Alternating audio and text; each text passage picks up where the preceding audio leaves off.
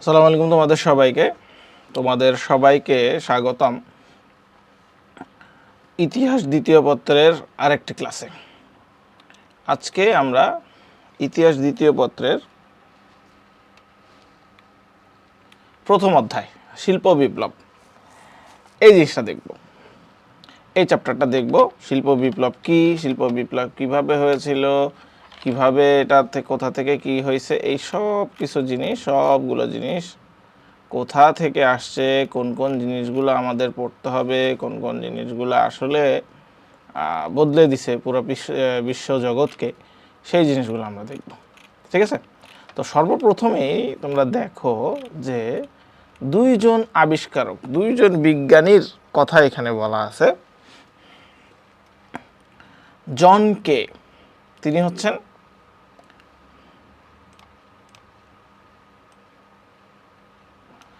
হচ্ছেন কি শিল্পযুগকে ভূতপূর্ব পরিবর্তন সাধনের মাধ্যমে তিনি কি ফ্লাইং শাটল বা কলের মাকু আবিষ্কার করেন। ঠিক আছে? তাহলে এটা কি, এটা হচ্ছে তোমরা দেখে থাকবা যে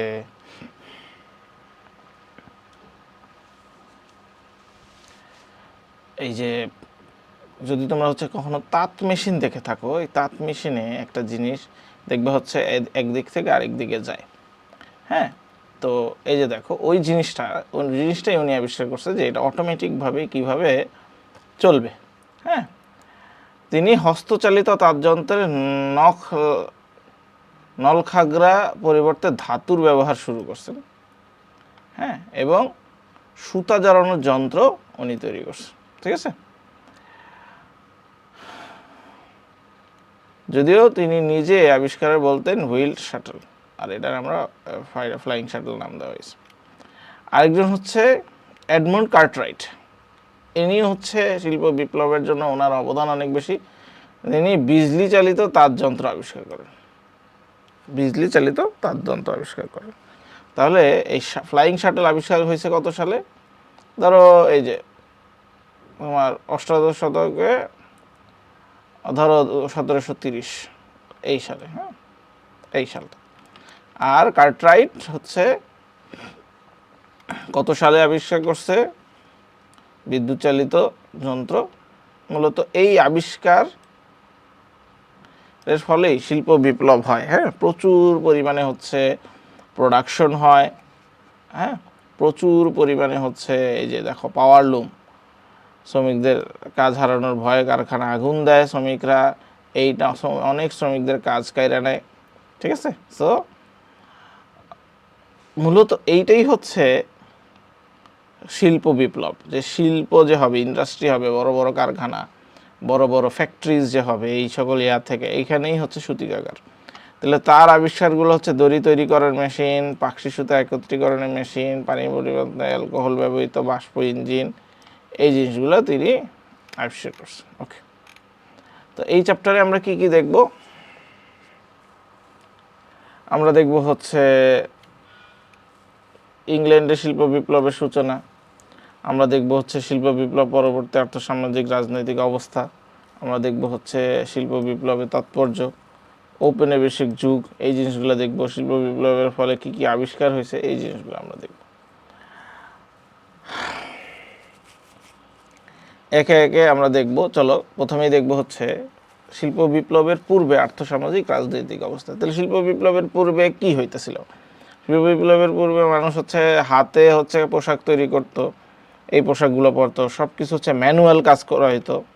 হ্যাঁ, ম্যানুয়াল কাজ, কৃষি, পণ্যদ্রব্য উৎপাদন, এগুলো সব ম্যানুয়াল, মানুষের হাতে তৈরি করতে। হ্যাঁ, তো শিল্প বিপ্লব মানেই কি? শিল্প বিপ্লব মানেই হাতের বদলে যান্ত্রিক সাহায্যে কর্মপদ্ধতি, দৈনিক জীবনযাত্রার প্রণালী, কুটির শিল্পের পরিবর্তে বৃহৎ শিল্পের মাধ্যমে সামগ্রিক যানবাহনের যে আমূল পরিবর্তন হয়েছে, সেইটাই শিল্প বিপ্লব। ঠিক আছে? তাহলে তার আগে কি হইতো? তার আগে মানুষ কিন্তু সব ম্যানুয়ালি করতো, কুটির শিল্প করতো, হস্তশিল্প করতো, হাতে সব কিছু করতো। হ্যাঁ, তাহলে এই শিল্প বিপ্লবের আবিষ্কারগুলো কি? এই যে ফ্লাইং শাটল, স্পিনিং জেনি, পাওয়ার লুম, স্টিম ইঞ্জিন, এগুলো শিল্প বিপ্লবের আবিষ্কার। মানে এইগুলো শিল্প বিপ্লবের নিয়ামক। এইগুলো আবিষ্কারের আগে কিন্তু সব কিছু হচ্ছে কোনো যন্ত্র ছিল না, কোনো প্রকার যন্ত্র ব্যবহৃত হয়নি। হ্যাঁ, তাহলে প্রকৃতপক্ষে বিপ্লব কি একটা হচ্ছে মৌলিক পরিবর্তন। তাহলে আগে যেখানে হচ্ছে হাতে সব কিছু করা হইতো, এখন হচ্ছে সব যন্ত্রের সাহায্যে করা হচ্ছে। এইটাই হচ্ছে মূলত শিল্প বিপ্লব। শিল্প সংগঠন কাঠামো উৎপাদন প্রক্রিয়ার মধ্যে যে মৌলিক পরিবর্তন সাধিত হয়েছে সেটাই হচ্ছে শিল্প বিপ্লব। ওকে,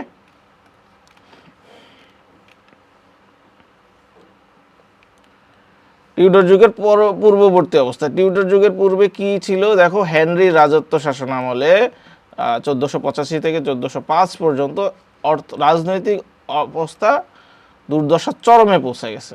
রাজ্য শক্তি বিলুপ্ত হয়েছে। হ্যাঁ, কৃষিতে ম্যানর পদ্ধতি চালু, মধ্যযুগে ম্যানর পদ্ধতি চালু ছিল। এক বা একাধিক গ্রাম নিয়ে একটি ম্যানর গঠিত হইতো। জীবজন্তুর হাত থেকে রক্ষার জন্য ম্যানর চতুর্দিকে বেড়া দেওয়া হতো। ঠিক আছে, বেড়াই ছিল ম্যানর সীমানা নির্ধারণের মাপকাঠি। একজন জমিদার বা লর্ড কর্তৃক ম্যানর প্রশাসন পরিচালিত হতো। ম্যানরের চাষিরা ছিল ভূমিদাস। ওকে, মূলত ম্যানর পদ্ধতি ছিল ফিউডাল সামন্ততন্ত্রের মূল ভিত্তি। ফিউডাল সামন্ততন্ত্র কি? ফিউডাল হচ্ছে তখন এই যে সামন্ত অত্যাচারের সাধারণ জনসাধারণের দুর্ভোগের সীমা ছিল। তখন ফিউডাল মানে কি? একদম গ্রাম্য, যেখানে হচ্ছে মানুষকে ধরে নিয়ে এসে তাদেরকে বিভিন্ন জায়গা থেকে দরিদ্র অঞ্চল থেকে যেখানে হচ্ছে মানুষের কাজ ছিল সেখান থেকে ধরে নিয়ে এসে দাস বানায় তাদেরকে হচ্ছে নির্যাতন করে, নিপীড়ন করে তাদেরকে হচ্ছে কাজ করাইতো। ঠিক আছে, স্কটল্যান্ড বা আয়ারল্যান্ড রাজার প্রভুত্ব অল্পই ছিল, কিন্তু ইংল্যান্ডের জনপ্রতিনিধি সভা পার্লামেন্টের অস্তিত্ব নামে মাত্র ছিল। রাজনৈতিক অরাজকতা অর্থনীতির সংকটে প্রকট করে তুলেছিল। ওই সময় কী হয়েছে, টিউডরের বংশের প্রারম্ভে ইংল্যান্ডের ইতিহাস এক নবযুগের সূচনা করে। তাহলে টিউডররা এসে কি করছিল? টিউডররা এসে সর্বপ্রথমে হচ্ছে কি, আত্মঘাতী গৃহযুদ্ধের ফলে সামন্ত শক্তির পতন হয়েছিল এবং তাদের হচ্ছে অভ্যুদয়ের পথ সুগম হয়। তিনি রেনেসার প্রভাবে স্বাধীনতা, রেনেসা মানে কি? নতুন নবজাগরণ নিয়ে আসে। ঠিক আছে,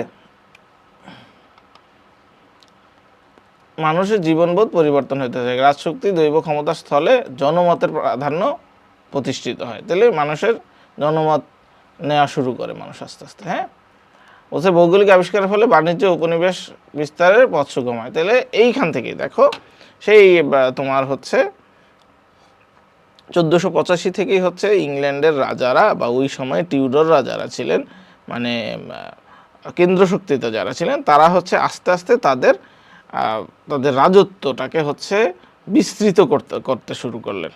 হ্যাঁ, কিসের মাধ্যমে? এই যে মানুষের যে হচ্ছে এই যে জনমতের প্রাধান্য, এই কথার মাধ্যমে হচ্ছে তারা কি করা শুরু করলেন, যে হ্যাঁ আমরা হচ্ছে এখন আমাদের নিজস্ব টেরিটরিতে সীমাবদ্ধ থাকবো না, আমরা হচ্ছে অন্য রাজ্যগুলোতে হচ্ছে বিস্তার লাভ করব। নৌশক্তির শ্রেষ্ঠত্ব টিউডর যুগে রচিত হয়েছে। এই কারণেই হচ্ছে কি, তারা দুইটা ভাগে, বিগত ফিউডাল প্রভাবিত সমাজ, সামন্ত প্রজা, এই দুই ভাগে বিভক্ত ছিল। সামন্ত শক্তির অবলুপ্তির ফলে রানী এলিজাবেথ কর্তৃক দারিদ্র আইন প্রণয়নের কারণে মধ্যবিত্ত শ্রেণীর উদ্ভবের পথ সুগম হয়। তাহলে দরিদ্ররা হচ্ছে মধ্যবিত্ততে চলে আসে। তারপরে টিউডর যুগের পরে হচ্ছে স্টুয়ার্ট যুগ, 1603 থেকে 1714। হ্যাঁ, তাহলে ইংল্যান্ডের ইতিহাসে ট্রাভেলিয়ান রচিত হয়। ইংল্যান্ডের সামাজিক ইতিহাস স্টুয়ার্ট যুগের গণজীবনের এক চমৎকার এক আলেখ্য পাওয়া যায় এখানে। ইয়র্কশায়ার ব্যতীত ইংল্যান্ডের উত্তরাঞ্চলের বেশিরভাগ ভূমি পতিত অবস্থায় ছিল। দ্রুত লোকসংখ্যা বৃদ্ধির ফলে পতিত ভূমিতে চাষাবাদ বিস্তৃত হয়। স্টুয়ার্ট যুগে ইংল্যান্ডের অধিবাসী 3 শ্রেণীতে বিভক্ত ছিল: একটা ধনী অভিজাত, সম্পন্ন মধ্যবিত্ত আর কৃষক। ঠিক আছে, 3টা ভাগে ভাগ করে দিছে। 3 ভাবে হচ্ছে প্রাধান্য দেওয়া হইতো।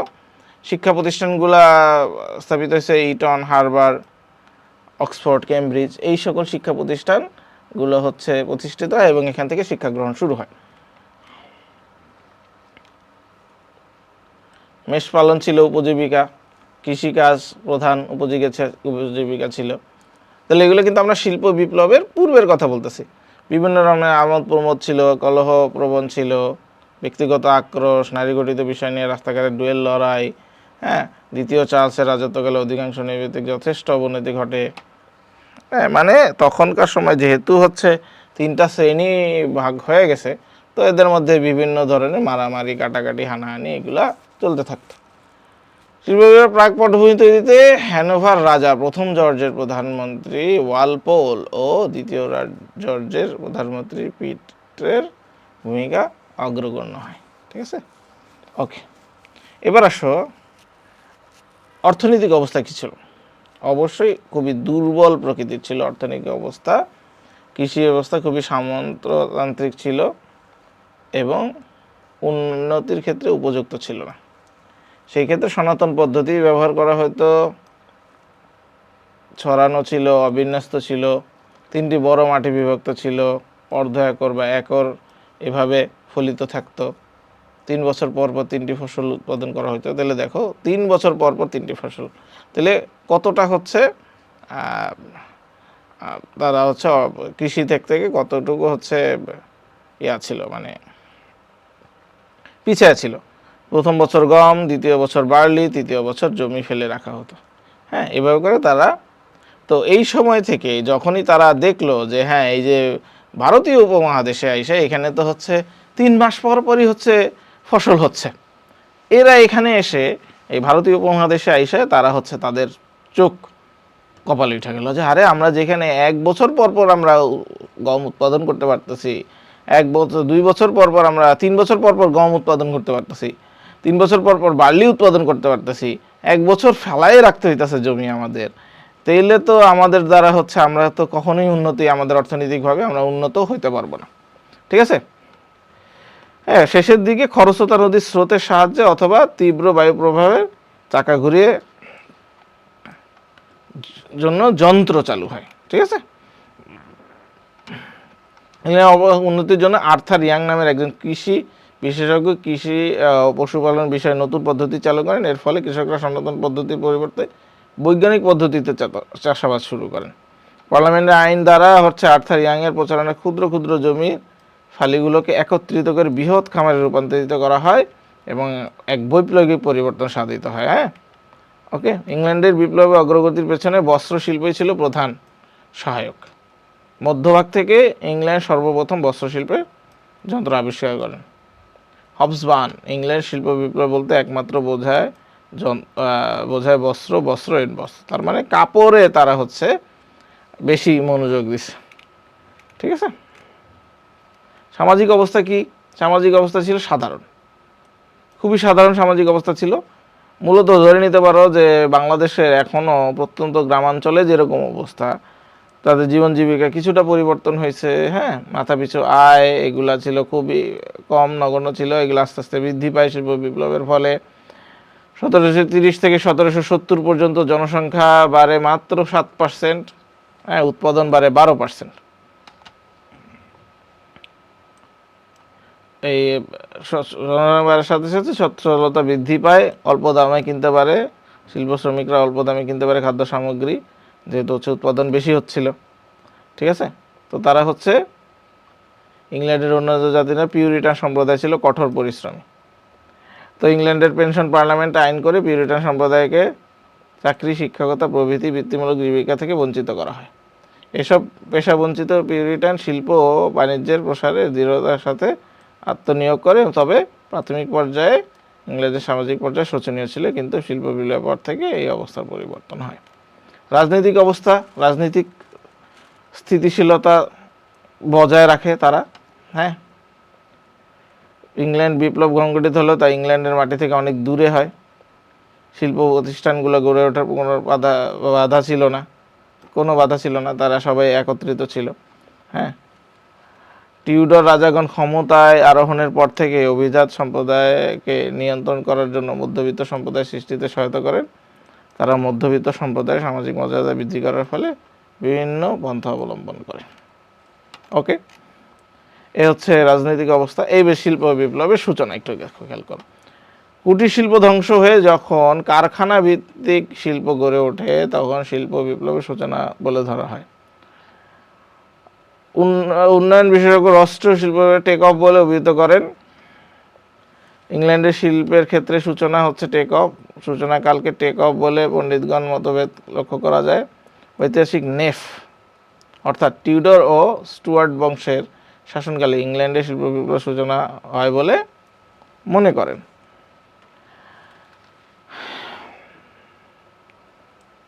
যার ব্যাপ্তি 1850 সাল পর্যন্ত থাকে।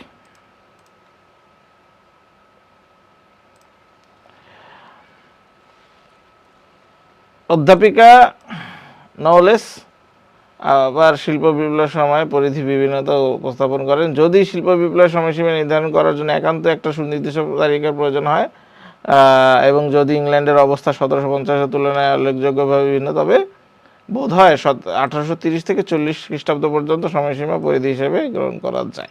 ঠিক আছে, তো 1830 থেকে 40-কে বলতে পারবো শিল্প বিপ্লব।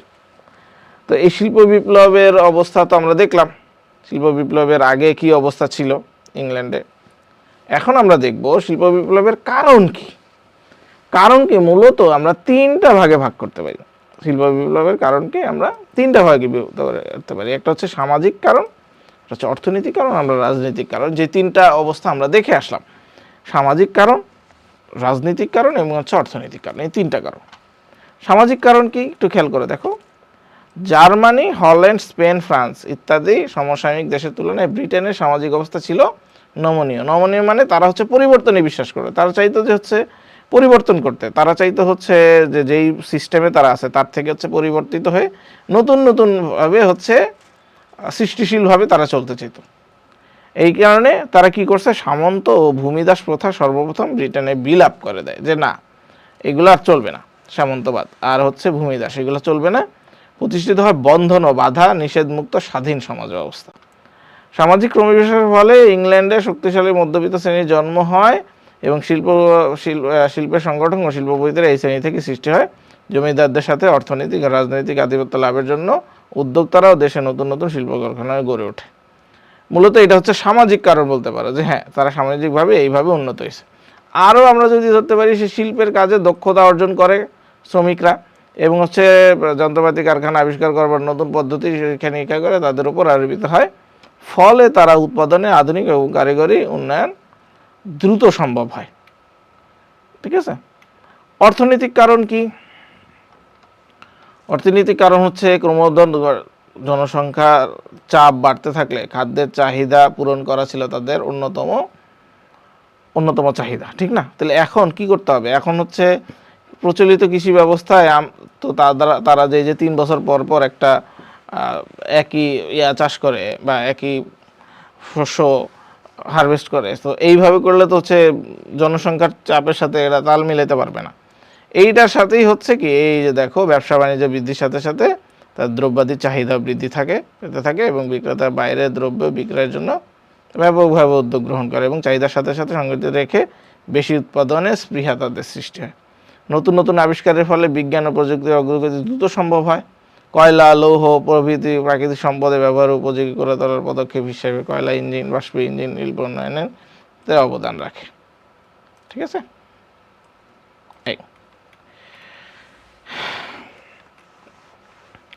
এইভাবে তারা হচ্ছে অর্থনৈতিকভাবে বিপ্লব হয়, কৃষি বিপ্লব শিল্প বিপ্লবকে ত্বরান্বিত করে। এবার আসে রাজনৈতিক বিপ্লব। রাজনৈতিক কারণগুলো কি? অর্থনৈতিক উন্নয়নের জন্য অনুকূল এবং হচ্ছে স্থিতিশীল রাজনৈতিক অবস্থা, এটা তো অবশ্যই দরকার, ঠিক না?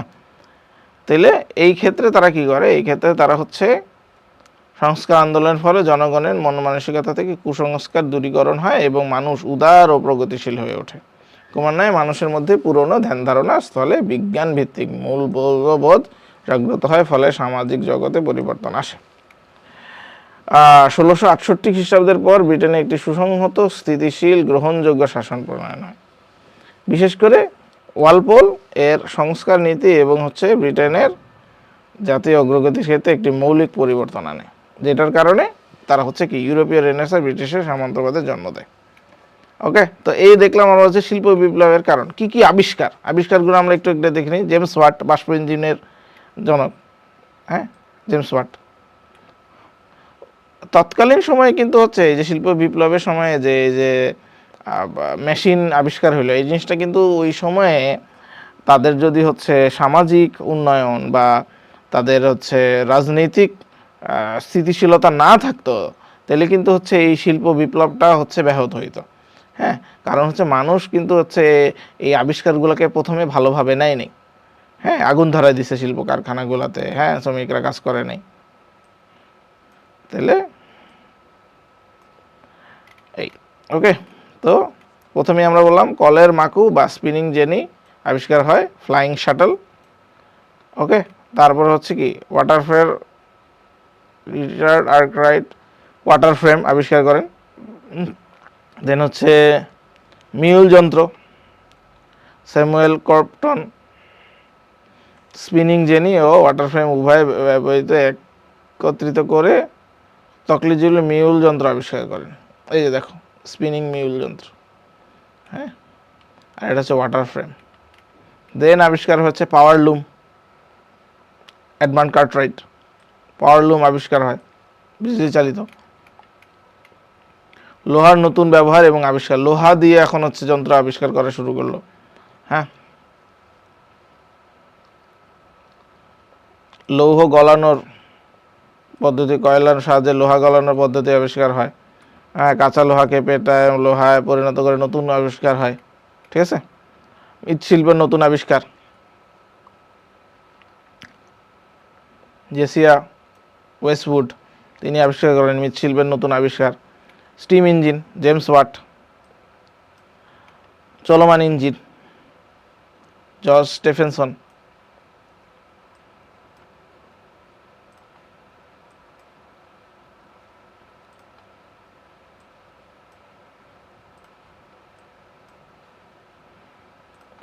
আর কি যোগাযোগ ব্যবস্থায় সেম জিনিস, রাস্তাঘাটে হচ্ছে খালকানোর মাধ্যমে চেষ্টা হয়। ঠিক আছে,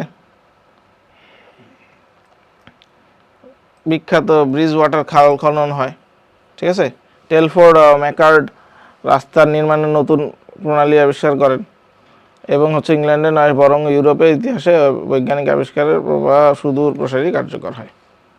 আর কি লেদ মেশিন, খুচরা যন্ত্রাংশের প্রয়োজনের সৃষ্টি হয়, লেদ মেশিন। তোমরা যারা হচ্ছে মোটরসাইকেল বা এগুলো আছে তারা বুঝবা লেদের কাজ কি, সব কিছু হচ্ছে নিখুঁতভাবে ফিনিশিং দেওয়া। কৃষি যন্ত্রপাতি আবিষ্কার হয়। ঠিক আছে, এইখানে এক নজরে দেখো আবিষ্কারগুলা এখানে দেওয়া আছে, কে কি আবিষ্কার করে। আলেকসান্দ্র ভোল্টা আবিষ্কার করেন হচ্ছে ব্যাটারি। হাফরে ডেভি আবিষ্কার করেন হচ্ছে বৈদ্যুতিক বাতি। জর্জ স্টিফেনসন আবিষ্কার করেন হচ্ছে বাষ্পচালিত লোকোমোটিভ। ফটোগ্রাফ আবিষ্কার করেন। তারপর হচ্ছে typewriter, propeller, calculator, Charles Babbage calculator আবিষ্কার করেন। এর মধ্যে স্যামুয়েল মোর্স হচ্ছে টেলিগ্রাফ আবিষ্কার করেন। আরও অনেক আবিষ্কার, এই আবিষ্কারের ফলেই কিন্তু মূলত শিল্প বিপ্লব হয়। অনেক আবিষ্কার, অনেক অনেক। আসসালামু আলাইকুম তোমাদের সবাইকে স্বাগতম ইতিহাস দ্বিতীয় পত্রের তৃতীয় অধ্যায়ের ক্লাসে। আজকের ক্লাসটা খুবই গুরুত্বপূর্ণ, কারণ এখানে প্রথম বিশ্বযুদ্ধ, ভার্সাই সন্ধি, লিগ অব নেশন, এই তিনটা জিনিস নিয়ে আলোচনা করব। একদম হচ্ছে ঘটনা প্রবাহ শুরু থেকে শেষ পর্যন্ত আমরা দেখব। এই চ্যাপ্টারটা কিন্তু খুবই ইম্পর্টেন্ট। কেন? তোমাদের পরীক্ষার জন্য ইম্পর্টেন্ট, এবং পরীক্ষা পরবর্তীতে তোমরা যদি হচ্ছে ক্যারিয়ার করতে চাও বিসিএস পরীক্ষায়, কিন্তু হচ্ছে এই প্রথম বিশ্বযুদ্ধ, ভার্সাই সন্ধি, হ্যাঁ, লিগ অব নেশন, এখান থেকে কিন্তু একটা থেকে দুইটা প্রিলিতে প্রশ্ন আসে এবং হচ্ছে লিখিততে তো থাকেই। ওকে, তো চ্যাপ্টারটা শুরুই হয়েছে দেখো উইড্রো উইলসন দিয়ে। উইড্রো উইলসন কে? উইড্রো উইলসন হচ্ছে যুক্তরাষ্ট্রের 28তম রাষ্ট্রপতি। 1913 খ্রিস্টাব্দ থেকে 1921 খ্রিস্টাব্দ পর্যন্ত তিনি হচ্ছে 8 বছর মেয়াদী, 2বার তিনি হচ্ছে রাষ্ট্রপতির দায়িত্ব পালন করেন। তিনি ছিলেন হচ্ছে বিশ্ববিদ্যালয়ের শিক্ষক, ঐতিহাসিক, রাজনৈতিক বিশ্লেষক ছিলেন উনি। হ্যাঁ, উনি কি ছিলেন? উনি হচ্ছে সাবমেরিন আক্রমণের সমুচিত জবাব দেওয়ার লক্ষ্যে 1917 খ্রিস্টাব্দে এপ্রিলে যুদ্ধে যোগ দেন। তাহলে এই প্রথম বিশ্বযুদ্ধ শুরু হয়েছে কখন, আর উনি যুদ্ধে যোগদান করছেন এই সময়। হ্যাঁ, তিনি গণতান্ত্রিক পৃথিবীর প্রতিষ্ঠার লক্ষ্যে মিত্রশক্তিকে সৈন্য, অর্থ, ঋণ দিয়ে সহায়তা করছে। প্রথম বিশ্বযুদ্ধের কথা আমরা বলতেছি। বিশ্ব শান্তির লক্ষ্যে 14 দফা উত্থাপন করছেন উনি। প্যারিস শান্তি সম্মেলনে উনি যোগদান করছেন, ভার্সাই সন্ধিতে যোগদান করছেন, লিগ অব নেশন গঠনের প্রস্তাবে উল্লেখযোগ্য অবদান রাখছেন। ঠিক আছে, উনি 1919 খ্রিস্টাব্দে শান্তিতে নোবেল পুরস্কার লাভ করছেন। 1920 খ্রিস্টাব্দে ওনার কল্যাণেই কিন্তু হচ্ছে নারীরা ভোটাধিকার পাইছে। ঠিক আছে, এবার আমরা দেখব হচ্ছে যুক্তরাষ্ট্রের একজন বিখ্যাত ব্যক্তিকে দেখলাম প্রথম বিশ্বযুদ্ধের সময়। এখন দেখব হচ্ছে যুক্তরাজ্যের কাইজার উইলিয়াম টু,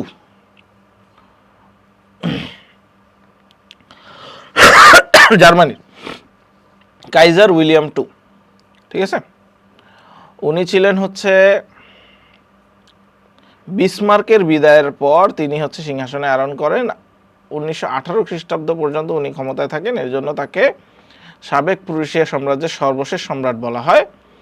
সিংহাসনে আরোহণ করেই কাইজার দ্বিতীয় উইলিয়াম পূর্বসূরি বিসমার্কের আত্মরক্ষাপূর্ণ পররাষ্ট্র নীতি থেকে সরে গিয়ে আক্রমণাত্মক নীতিতে উনি বিশ্বাস করেন। ফলে উপনিবেশ নিয়ে ফ্রান্স ও ইংল্যান্ডের সাথে জার্মানির দ্বন্দ্ব প্রতিযোগিতা বৈশ্বিকভাবে চলে আসে। জার্মানির আক্রমণাত্মক মনোভাব চূড়ান্ত পরিণতি হয় প্রথম বিশ্বযুদ্ধ। হ্যাঁ, আমরা এগুলা দেখব একটা একটা করে কিভাবে কি হইল, হ্যাঁ, ঘটনা প্রবাহ কি হইল একটু খেয়াল করবো আমরা। হ্যাঁ, আর কিভাবে সহজে মনে রাখা যায় এই জিনিসগুলোই তোমাদেরকে বলে দিব। হ্যাঁ, এই চ্যাপ্টারগুলা এগুলা হচ্ছে ইতিহাস, এগুলা পড়তে অনেক সমস্যা, অনেক বোরিং লাগে, বাট এগুলো যদি কোন কোন জিনিসগুলো পড়বো এই জিনিসগুলো যদি জানা থাকে তাহলে তোমার জন্য এই জিনিসগুলো ইজি।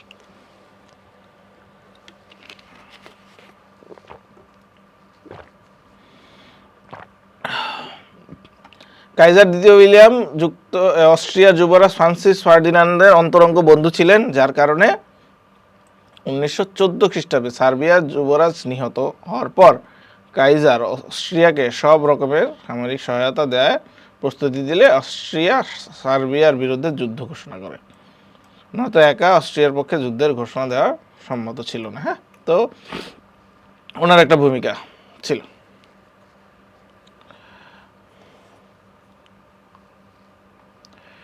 তাহলে আমরা টাইম লাইনটা দেখি। প্রথম বিশ্বযুদ্ধ হচ্ছে 1914 সাল থেকে 1918 সাল পর্যন্ত প্রথম বিশ্বযুদ্ধ সংঘটিত হয়।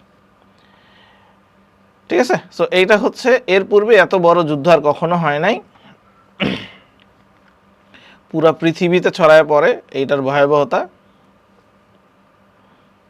1914 খ্রিস্টাব্দে জুলাই থেকে অক্টোবরের মধ্যে অস্ট্রিয়া সার্বিয়ার সংঘাত বিশ্বযুদ্ধে পরিণত করে। তাহলে ওই যে আমরা দেখলাম যে সার্বিয়ার যুবরাজ মারা গেছে, এই মারা যাওয়ার পরে যে অস্ট্রিয়া হচ্ছে সার্বিয়াকে আক্রমণ করে জার্মানির সহায়তায়, ওইটা থেকেই মূলত হচ্ছে প্রথম বিশ্বযুদ্ধের সূচনা হয়। ঠিক আছে, এদিকে জার্মানি, অস্ট্রিয়া, হাঙ্গেরি, তুরস্কের ওসমানী সাম্রাজ্য, যা হচ্ছে অক্ষশক্তি, খেয়াল রাখতে হবে অক্ষশক্তি কে, জার্মানি, অস্ট্রিয়া, হাঙ্গেরি, তুরস্ক, আর অন্যদিকে হচ্ছে Russia, France, Britain, Austria, New Zealand, দক্ষিণ Africa, Italy, Japan, Belgium, Serbia, Montenegro মিত্র শক্তি হিসেবে কাজ করছিল। পরে হচ্ছে যুক্তরাষ্ট্র হচ্ছে কিন্তু যোগদান করে। পরে যুক্তরাষ্ট্র কিন্তু হচ্ছে প্রথমে যুদ্ধের সাথে অন্তর্ভুক্ত ছিল না। ওকে, অক্ষ শিখলাম, অক্ষ শক্তি কারা ছিল, মিত্র শক্তি কারা ছিল, আমরা তারপরে শিখবো এই জিনিসগুলো আমরা শিখবো। ওকে, চলো আমরা হচ্ছে ওয়ার্ল্ড ওয়ার 1 এইটা সম্পর্কে আগে জানি। সাল আমরা আগেই দেখে ফেলছি। ঠিক আছে, আমরা আগেই দেখে ফেলছি। তো কারণগুলো আমরা দেখি। সর্বপ্রথম হচ্ছে উগ্র জাতীয়তাবাদ। আমরা যে প্রথম অধ্যায়ে পড়লাম না যে শিল্প বিপ্লব হয়েছে, শিল্প বিপ্লবের কারণে হচ্ছে অনেকেই উপনিবেশিক যুগে চলে গেছে, অনেকে হচ্ছে উপনিবেশ নিতে চাইছে, হ্যাঁ, ধনী গরিব সমান অধিকার এরকম একটা কিছুর দিকে ধাবিত হয়েছে দেশগুলো। ঠিক আছে, সো ওইখান থেকেই মূলত বিভিন্ন দেশে, পৃথিবীর বিভিন্ন দেশে তাদের হচ্ছে বিপ্লবের কারণে এই যে এত এত প্রোডাকশন, এত প্রোডাক্ট তারা উদ্ভব করতে পারতেছিল, তখন থেকে হচ্ছে ওই প্রোডাক্ট ভোগ করার মতো হচ্ছে কি ক্যাপাসিটি তাদের ছিল না। সেখান থেকেই হচ্ছে তারা ওই জিনিসটাকে হচ্ছে এই যে জাতীয়তাবাদে নিয়ে গেছে। হ্যাঁ, প্রথম বিশ্বযুদ্ধের অন্যতম কারণ হচ্ছে ফরাসি বিপ্লবের প্রতিশ্রুতি, ঠিক আছে, প্রসূতি কি ছিল, ইউরোপীয় জাতিসমূহ উগ্র জাতীয়তাবাদের উন্মোচন করছে। ইতালি জার্মানিতে জাতীয়তাবাদের সাফল্যের ফলে রাজনীতিতে এক অভূতপূর্ব শক্তি সঞ্চার হয়েছে, ঠিক আছে। ফলে কি হয়েছে, একটি জাতির গৌরবের প্রতীক এবং এটি জাতির অপর জাতির তুলনায় অনেক সম্মান এবং গৌরবের দাবি। এই জিনিসটা থেকে যে হ্যাঁ আমরা অনেক বড় হয়ে গেছি, আমাদের শক্তি অনেক বেশি, পেশি শক্তি অনেক বেশি, এই জিনিসটার ফলে জার্মানি ও ইংল্যান্ডের মধ্যে তীব্র নৌ সামরিক শক্তির প্রতিদ্বন্দ্বিতা শুরু হয়।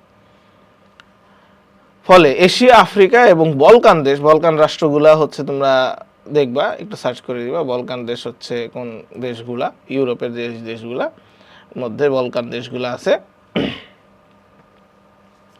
হ্যাঁ, সেই দেশগুলা কি হয়েছে, শক্তিগুলোর মধ্যে রাজ্য লাভের জন্য তারাও কি তীব্র সংগ্রাম শুরু করে।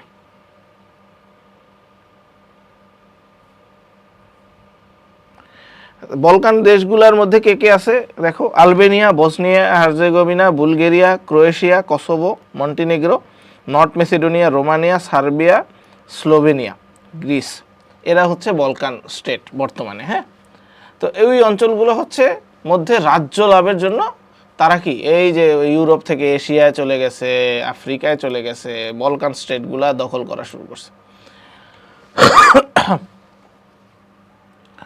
1870 খ্রিস্টাব্দে ফ্রাঙ্কো প্রুশিয়া যুদ্ধে ফ্রান্স আলসেস ও লোরেন প্রদেশদ্বয় জার্মানি দখল করে নিলে ফ্রান্সের যে জাতীয় সম্মান ক্ষুণ্ণ হয় তা ফরাসিরা ভুলতে পারেনি।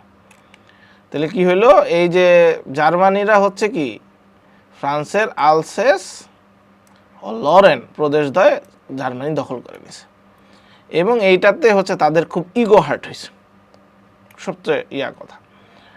এ কারণেই তারা জার্মানদের চরম শত্রু এবং জার্মানদেরকে তারা অপছন্দ করে। অস্ট্রিয়ার কাছ থেকে টিয়েস্ট ও টেন্টিনো অঞ্চলের ইতালীয় ভাষাভাষী জনগণকে ইতালির সাথে সংযুক্ত করার ব্যাপারে ইতালি জনগণ আকুল হয়ে ওঠে, কারণ এই দুইটা অঞ্চল হচ্ছে ইতালীয় ভাষায় কথা বলতো। হ্যাঁ, বিংশ শতাব্দীর প্রথম দিকে ইউরোপের জাতীয় রাজনৈতিক কর্মকাণ্ডের মূলে ছিল জাতীয়তাবাদের বাড়াবাড়ি। এই জাতীয়তাবাদের বাড়াবাড়ি কি, যে না আমরা জাতিগতভাবে সম্মানিত, আমরা অনেক বড়, এরকম একটা জিনিস তাদের ভিতরে চলে গেছে। 2 নম্বরে কি, পরস্পর বিরোধী শক্তি জোট। তাহলে এই যে এক দেশ জার্মানি বলতেছে আমরা ভালো, আমরা নৌ শক্তিতে ভালো, সে বলতেছে সামরিক শক্তিতে আমরা বড়। হ্যাঁ, প্রতিযোগিতা, এই জিনিসটা হচ্ছে প্রথম বিশ্বযুদ্ধের একটা পরোক্ষ কারণ। 1872 খ্রিস্টাব্দে জার্মানি, অস্ট্রিয়া, রাশিয়া সম্রাটরা ত্রিশক্তি সম্রাট জোট গড়ে তোলে। বলকান অঞ্চলে রাশিয়া এবং অস্ট্রিয়ার মধ্যে স্বার্থ সংঘাতের দ্বন্দ্বে জার্মানি অস্ট্রিয়ার পক্ষ অবলম্বন করায় জার্মানি ত্রিশক্তি সম্রাট জোট থেকে বেরিয়ে যায়, ঠিক আছে। এই কারণে কি হয়, ফ্রান্স ও ইতালির মধ্যে দ্বন্দ্ব শুরু হলে ইতালি ফ্রান্স ভীতি থেকে মুক্ত হতে জার্মানি অস্ট্রেলিয়ার জোটভুক্ত হয়। তাহলে ইতালি কি করছে, ফ্রান্সের সাথে বন্ধুত্ব ছিন্ন করে তারা জার্মানি অস্ট্রিয়ার সাথে, এই যে দেখো আস্তে আস্তে হচ্ছে অক্ষর শক্তি তৈরি হচ্ছে। ফলে 3 শক্তি সম্মিলিত সামরিক জোটই ত্রিশক্তি চুক্তি হিসেবে আত্মপ্রকাশ করে। তাহলে এই ত্রিশক্তিকেই জার্মানি, অস্ট্রিয়া, ইটালি। 1917 খ্রিস্টাব্দে ইংল্যান্ড, ফ্রান্স এবং হচ্ছে রাশিয়া, তাহলে কি হলো, ওদিক থেকে ইংল্যান্ড আসলো, ফ্রান্স হচ্ছে ইতালি থেকে বন্ধুত্ব বেড়ে গিয়ে গেল এবং হচ্ছে ত্রিশক্তি থেকে রাশিয়া বের হয়ে গিয়ে পরস্পর স্বার্থ রক্ষা সামরিক সহযোগিতার মধ্যে যে চুক্তি স্বাক্ষরিত হয় সেটা হচ্ছে ত্রিশক্তি আতাত নামে পরিচিত। তাহলে ওই চুক্তি অ্যালায়েন্সকে ভঙ্গ করার জন্য এরা আবার হচ্ছে আতাত শুরু করলো। হ্যাঁ, শক্তি জোটের শর্তগুলো ছিল গোপন। ওকে,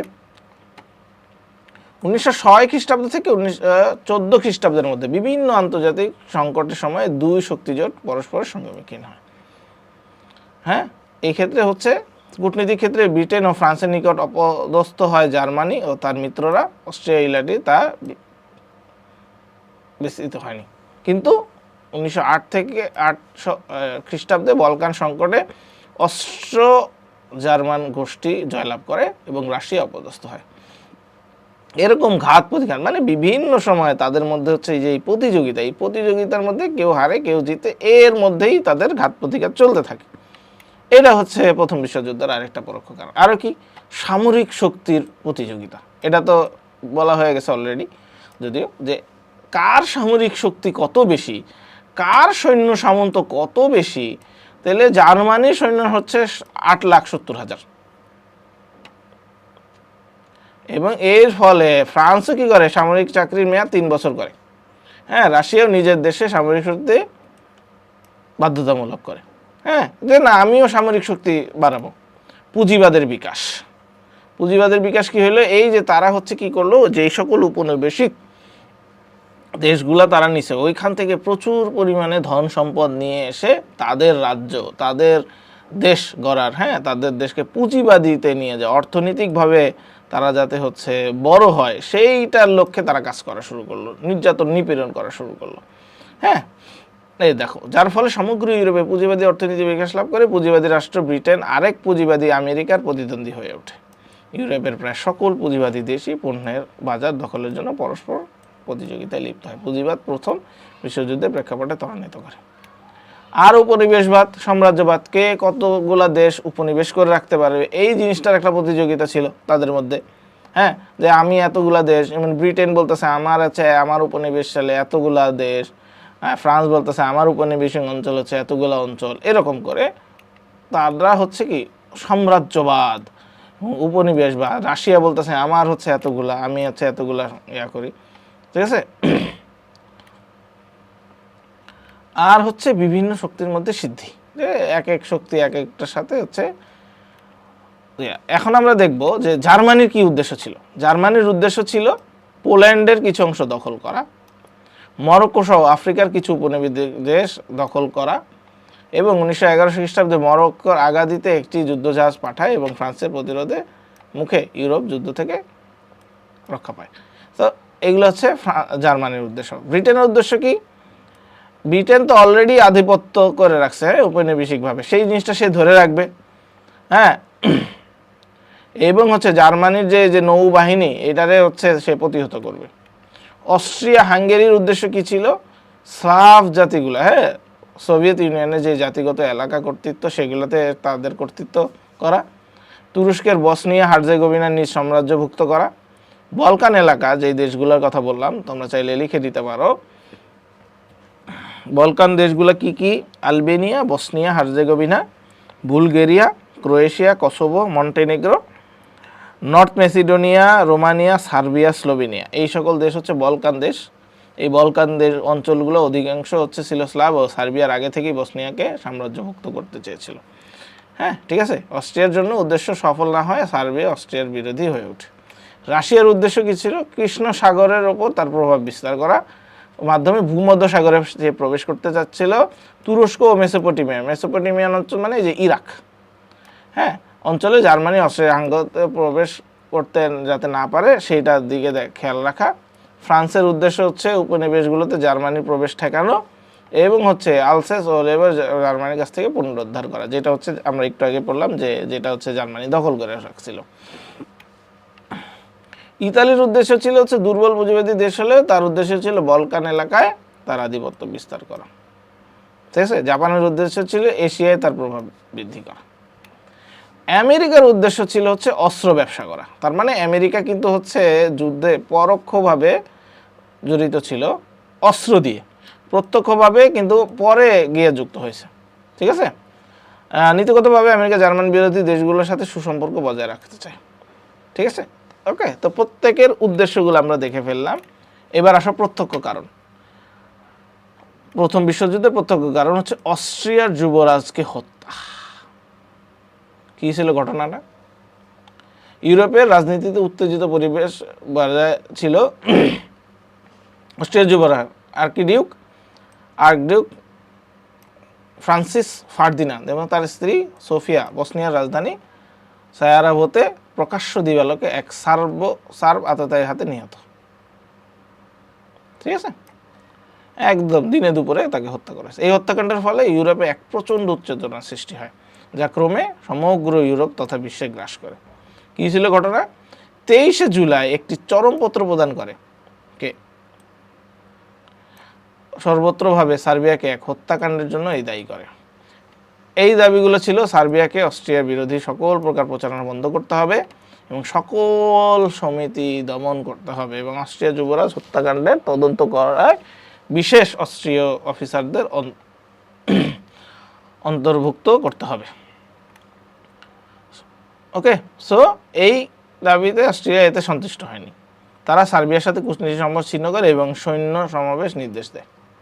জার্মানি এই কাজে অস্ট্রিয়াকে সম্পূর্ণ সমর্থন দেয়। অস্ট্রিয়া যা বলতো জার্মানি তাই করত। ফলে 1914 খ্রিস্টাব্দে 28 জুলাই অস্ট্রিয়া হাঙ্গেরি সার্বিয়ার বিরুদ্ধে যুদ্ধ ঘোষণা করে। সার্বিয়ার প্রতি পূর্ণ সমর্থন জানিয়ে রাশিয়া, অস্ট্রিয়া, জার্মানি সীমান্তে তার সৈন্য সমাবেশ করতে থাকে। তাহলে এই যে প্রথম বিশ্বযুদ্ধ শুরু হইল এই সময়। ওকে, ইংল্যান্ড কিভাবে যোগদান করলো? তাহলে প্রথম বিশ্বযুদ্ধ পূর্ব সময়ে বিশ্বের প্রায় 50% উপনিবেশ হচ্ছে ইংল্যান্ডের অধিকারে ছিল। নৌশক্তিতে বলিয়ান ছিল, সমুদ্রে ইংল্যান্ডের নিয়ন্ত্রণ ছিল। ফলে উপনিবেশ সময় বাণিজ্যের ক্ষেত্রে একচেটিয়া আধিপত্য বিস্তার কোনো সমস্যা ছিল না। কিন্তু এই যে পরাশক্তি জার্মানি নৌ অর্জনের করার ফলে তাদের কি হলো, তাদের এই বাণিজ্য হুমকির মুখে পড়ে গেছে। হ্যাঁ, তুরস্কের সাথে জার্মানি বন্ধুত্ব স্থাপিত হলে ইংল্যান্ডের মর্যাদা ক্ষুণ্ণ হয়েছে। তখন সে কি করছে, 1839 লন্ডন চুক্তির দ্বারা জার্মানি, ফ্রান্স, ইংল্যান্ডকে নিশ্চয়তা প্রদান করে যে নিরপেক্ষ রাষ্ট্র হিসেবে বেলজিয়ামকে রক্ষা করা হবে। ঠিক আছে, কিন্তু লন্ডন চুক্তি ও আন্তর্জাতিক নিয়ম নীতি উপেক্ষা করে জার্মানি বেলজিয়ামের উপর দিয়ে ফ্রান্স আক্রমণ করায় ইংল্যান্ড আতঙ্ক বোধ করে এবং এই যে ফ্রান্স রাশিয়ার সাথে ইংল্যান্ডও মিত্র আতাত জোট চুক্তি করে এবং 1400 ইংল্যান্ড জার্মানির বিরুদ্ধে যুদ্ধ ঘোষণা করতে বাধ্য হয়। তুরস্ক কেন যোগদান করে? তুরস্ক হচ্ছে কি এক বিশাল এলাকা গড়ে উঠেছিল এই যে উসমানী খেলাফত, হ্যাঁ, অটোমান সাম্রাজ্য যেটা নামে আমরা চিনি। অটোমান সাম্রাজ্যরা কিন্তু হচ্ছে তাদের ছিল, রাশিয়া ছিল এই খেলাফতের চির শত্রু এবং বলকান অঞ্চলে রাশিয়া যুদ্ধ ঘোষণা করলে তুরস্ক নিজের অস্তিত্ব রক্ষার জন্য যুদ্ধে যোগদান করে। যুক্তরাষ্ট্র যোগদান করছে, তো পরে যুক্তরাষ্ট্র তো আগেই হচ্ছে অস্ত্র বিক্রি করা শুরু করছিল। প্রথমে নিরপেক্ষ থাকার ঘোষণা দেয়। আটলান্টিকের পশ্চিম তীরের দেশটি ছিল সব দিক থেকে নিরাপদ, এখনও নিরাপদ। মার্কিনীদের সাম্রাজ্যবাদের সবচেয়ে বড় ক্রেতা ছিল ফ্রান্স ও ইংল্যান্ড। তাহলে মার্কিনরা যেই হচ্ছে অস্ত্র বানাইতো সেগুলোর বেশিরভাগই হচ্ছে মার্কিনীরা বিক্রি করতো। যুদ্ধ সামগ্রী বিক্রি করে যুক্তরাষ্ট্র অর্থনৈতিকভাবে লাভবান হতে থাকে। জার্মানি মার্কিন রসদ ও অস্ত্র বোঝাই জাহাজগুলো যাতে হচ্ছে ব্রিটেন ও ফ্রান্সে যেতে না পারে সেগুলো সাবমেরিন আক্রমণের দ্বারা জাহাজগুলোকে আটলান্টিক মহাসাগরে ডুবিয়ে দিতে থাকে। বিশেষ করে 1915 খ্রিস্টাব্দে লুসিটানিয়া নামক মার্কিন যাত্রীবাহী জাহাজ জার্মানি নৌবাহিনী ধ্বংস করলে যুক্তরাষ্ট্র ক্ষুব্ধ প্রতিক্রিয়া ব্যক্ত করে এবং এই যে এই মর্মে পুনরাবৃত্তি হবে না এই মর্মে জার্মানির উপস্থিতি দিলেও 1917 খ্রিস্টাব্দে জানুয়ারি মাসে জার্মানি ব্রিটিশ দ্বীপপুঞ্জ চারদিকে সাবমেরিন বলয় তৈরি করে এবং ঘোষণা দেয় যে এই বলয় ভেদ করে কোনো মার্কিন জাহাজ ঢুকলে এর ক্ষয়ক্ষতির দায়ভার জার্মানি নেবে না। ঠিক আছে, তো কি হলো, মার্কিন কংগ্রেস ও সিনেটগণ জার্মানির বিরুদ্ধে নেওয়া এই প্রেসিডেন্ট উইলসনের উপর চাপ প্রয়োগ করতে থাকে, যার ফলে যুক্তরাষ্ট্র নিরপেক্ষ নীতি ত্যাগ করে 6 এপ্রিল 1917 খ্রিস্টাব্দে জার্মানির বিরুদ্ধে যুদ্ধ ঘোষণা করে। যুদ্ধের বিস্তৃতি কী ছিল? 30 জুলাই জার্মানি রাশিয়াকে 12 ঘন্টার মধ্যে সৈন্য সমাবেশ বন্ধ করার জন্য চরমপত্র প্রদান করে। রাশিয়া এর কোনো উত্তর না দিলে জার্মানি তার বিরুদ্ধে যুদ্ধ ঘোষণা করে। 3 আগস্ট জার্মানি বেলজিয়াম সীমান্ত লঙ্ঘন করে এবং সৈন্য পাঠালে ইংল্যান্ড, ফ্রান্স এবং পক্ষ অবলম্বন করে 4 আগস্ট জার্মানির বিরুদ্ধে যুদ্ধ ঘোষণা করে। এর ফলে সারা বিশ্বে শুরু হয় প্রথম মহাযুদ্ধ। এটা সম্পর্কে আমরা জানলাম ত্রিশক্তি চুক্তি আর ত্রিশক্তি আতাত, এটা তো আমরা জানলামই, তোমরা নোট করে রাখছো আশা করি। ঠিক আছে,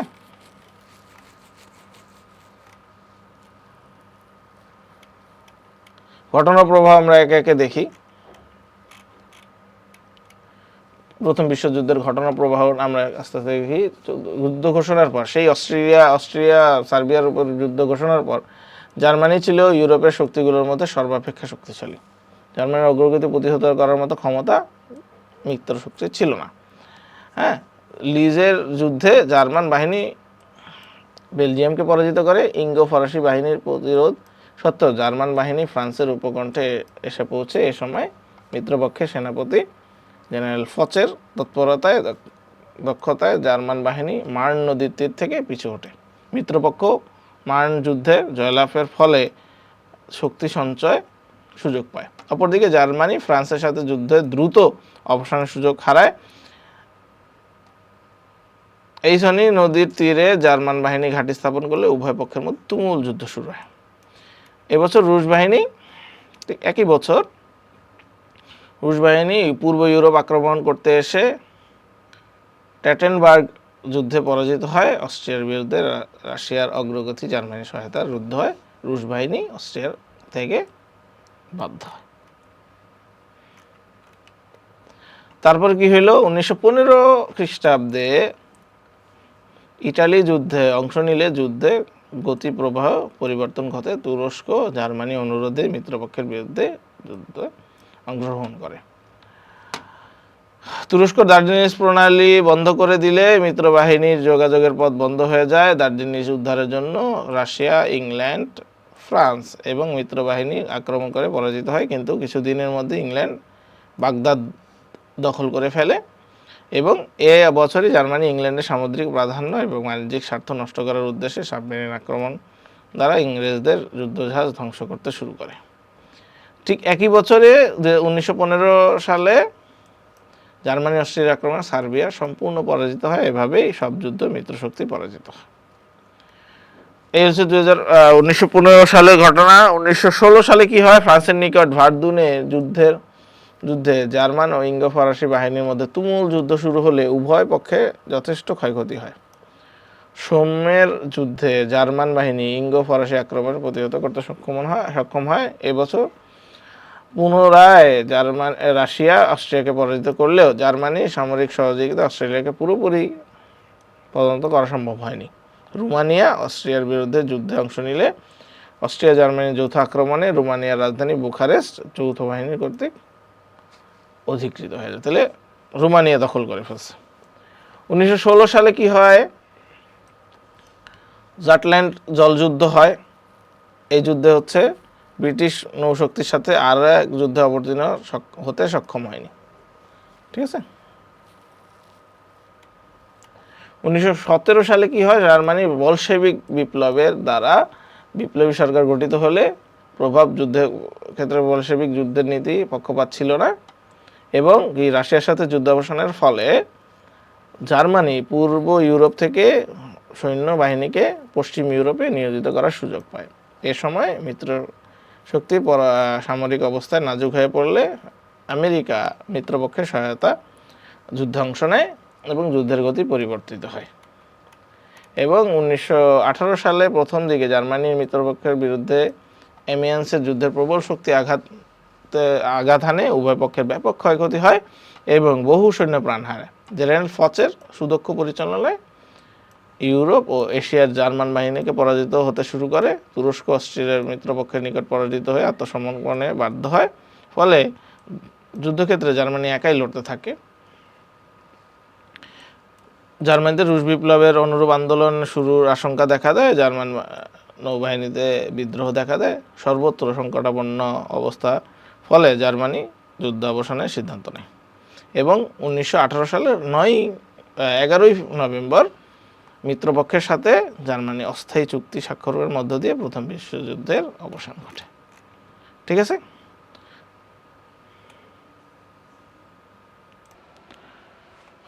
তাহলে শিল্প বিপ্লবের পরবর্তী অর্থনৈতিক, সামাজিক, রাজনৈতিক অবস্থাগুলো কি হয় দেখো। আমরা তো শিল্প বিপ্লবের আগে তাদের হচ্ছে সামাজিক, অর্থনৈতিক, রাজনৈতিক অবস্থা দেখলাম। তারপরে কি হয় দেখো। তাহলে উৎপাদন ক্ষমতা বহুগুণে বৃদ্ধি পাওয়া যায়। কয়লার উৎপাদন 10 গুণ বৃদ্ধি পায়। লৌহ উৎপাদন ছিল এত এবং 1839 সালে হয়ে যায় 13 লাখ। যেখানে ছিল হচ্ছে 68,000 টন, সেখানে হচ্ছে 13,47,000 টনে উন্নতি হয়। কাঁচা তুঁত আমদানি 11.5 গুণ বৃদ্ধি পায়। ঠিক আছে। আরও হচ্ছে কৃষিতে 57% লোক নিয়োজিত ছিল, সেখানে হচ্ছে মাত্র 28% নেমে আসে। তার মানে কৃষি থেকে মানুষ আস্তে আস্তে শিল্প কারখানায় চলে আসে।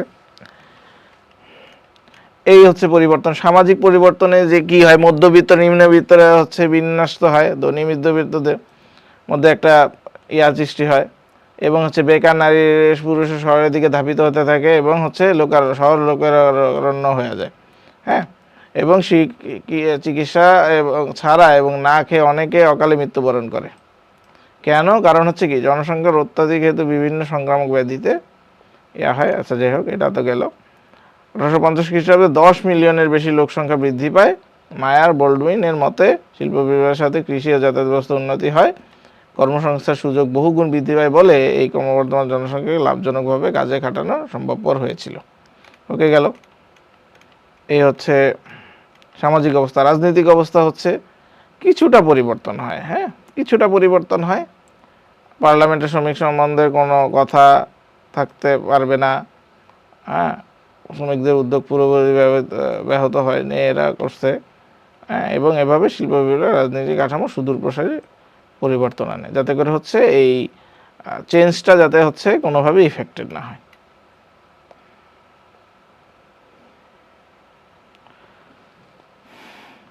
এই যে দেখো, আরেকটা ইম্পর্টেন্ট প্রশ্ন, যে সর্বপ্রথম ব্রিটেনেই কেন শিল্প বিপ্লব হইল?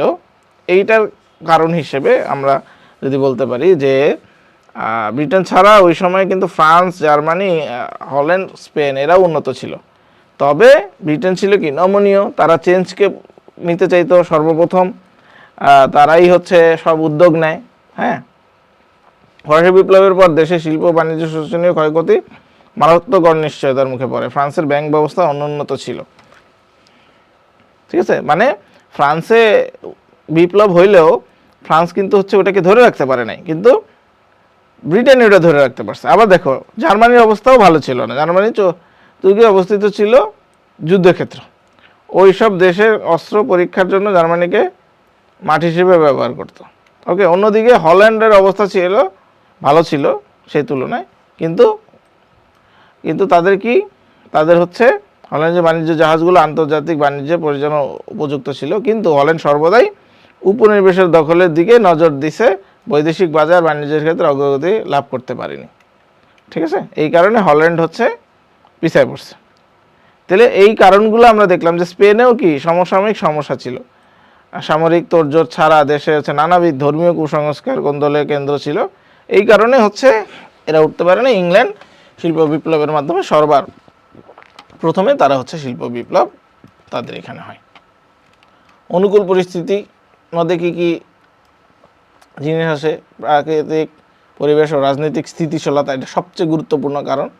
যে রাজনৈতিক স্থিতিশীলতা যদি না থাকে, হ্যাঁ, এই যে তখন তারা যে হচ্ছে যুগোপযোগী হচ্ছে মেজারমেন্টগুলো নিছিল, যে শ্রমিকরা হচ্ছে ব্যবসা দিতে পারবে না, শ্রমিকরা হচ্ছে পার্লামেন্টে এসে শ্রমিকদের কথা বলতে পারবে না, এই জিনিসগুলা নিচের বিধায়ী হচ্ছে তারা কিন্তু এই শিল্প বিপ্লব করতে পারছে। সামাজিক পরিবেশ, তারা সামাজিক পরিবেশটাকে আগে থেকেই ঢেলে সাজাইছে। হ্যাঁ, যে না, আমরা হচ্ছে সামন্তবাদী থেকে বেরোয় আসব, আমরা হচ্ছে 3টা শ্রেণীতে ভাগ করে দিব, কুসংস্কার মুক্ত রাখছে। হ্যাঁ, ধর্মীয় স্বাধীনতা দিছে তারা। হ্যাঁ, তো তারা এই জিনিসগুলোকে চেঞ্জ করছে, এই কারণেই কিন্তু হচ্ছে তারা শিল্প বিপ্লবে আগে গেছে। তারপরে কি অর্থনৈতিক পরিবেশ, ব্যাংক ব্যবস্থা খুবই ভালো ছিল। হ্যাঁ, এবং হচ্ছে বাণিজ্যে প্রচুর মুনাফা অর্জন করতে হয়, এবং সেইগুলো হচ্ছে তারা হচ্ছে অর্থনীতি উন্নয়নের কাজে ব্যবহার করত, উন্নয়নের কাজে সহায়তা করত। ওকে, এই যে বৈজ্ঞানিক দৃষ্টিভঙ্গি, যে চেঞ্জ করার, হ্যাঁ, বিভিন্ন জায়গায়, শুধুমাত্র হচ্ছে শিল্পের ক্ষেত্রে না, সকল ক্ষেত্রে, যাতায়াত, কৃষি, সকল ক্ষেত্রে তারা হচ্ছে এই যে বৈজ্ঞানিক দৃষ্টিভঙ্গি দেখছে এবং হচ্ছে পরিবহন ব্যবস্থার উন্নয়ন করছে। তাহলে এই যে দেখো, শিল্প বিপ্লব ইংল্যান্ডে হওয়ার পরে ইউরোপটা কিন্তু পরবর্তী চেঞ্জ হয়ে গেছে। শিল্প বিপ্লবের পর ইউরোপ কিন্তু পরবর্তী চেঞ্জ হয়ে গেছে। তারপরে ফ্রান্সে শিল্প বিপ্লব হয়েছে, ফ্রান্সেও কিন্তু শিল্প বিপ্লব হয়েছে।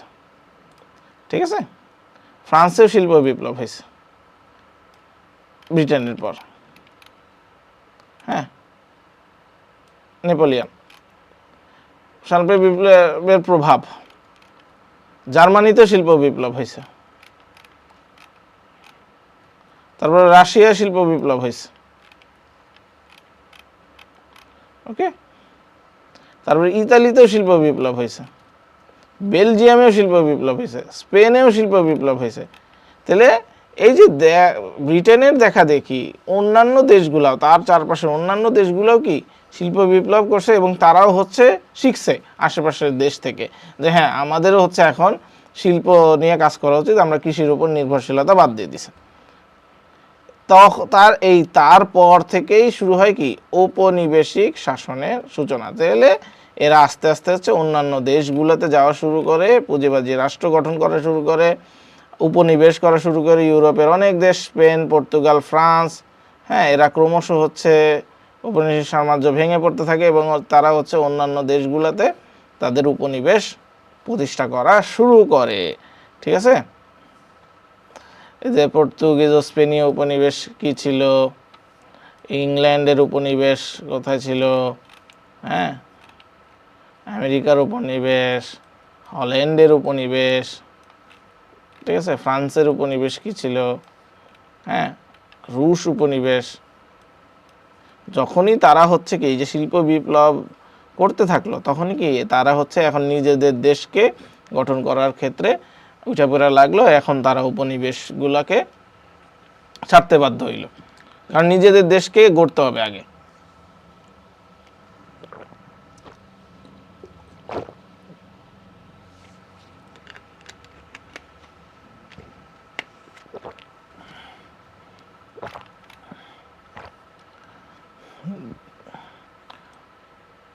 উপনিবেশ বিস্তারের ফলাফল কি? এই যে সংস্কৃতি প্রসার হয়, ইউরোপীয় সভ্যতা আমরা জানতে পারি। অর্থনৈতিক শোষণ হয়, অর্থনৈতিক শোষণ তো বুঝে, একটা দেশে উপনিবেশ হলে সেই দেশের সকল সম্পদ তারা নিয়ে গেল, এবং হচ্ছে কি সংঘাত সৃষ্টি হয়। এই যে ইউরোপে ফ্রান্সের সাথে ইংল্যান্ডের, স্পেনের সাথে ফ্রান্সের, এই যে ইতালি ফ্রান্স, রুশ, রুশ জাপান, জার্মানি ফ্রান্স, এদের মধ্যে হচ্ছে এদের মধ্যে সম্পর্কের ফাটল দেখা দেয়।